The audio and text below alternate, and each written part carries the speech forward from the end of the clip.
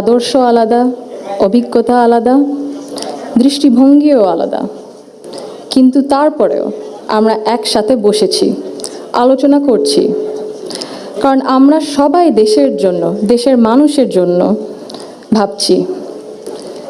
আর এই ভিন্নতা নিয়ে একসাথে কথা বলছি, একের পর এক শুনছি, এটাই গণতন্ত্রের আসল সৌন্দর্য। আমার আগে যারা সম্মানিত প্যানেলিস্টরা কথা বলেছেন তাদের সবাইকে আন্তরিক ধন্যবাদ জানাই। আপনারা অনেক কিছু বলেছেন, হয়তো বা আমিও বলে ফেলবো, সো আমাদের একটা মাইন্ডসেটে আই থিঙ্ক সিমিলারিটি আছে।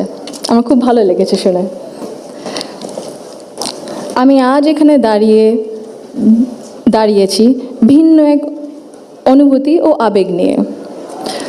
বাংলাদেশের এই পলিসি লেভেলটায় আমার প্রথম বক্তব্য এটা।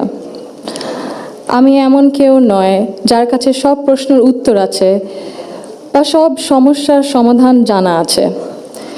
তবু আমি বিশ্বাস করি নিজের ছোট্ট জায়গা থেকেও সমাজের জন্য, দেশের জন্য কিছু করার আন্তরিকতা আমাদের সবার মধ্যে থাকা উচিত।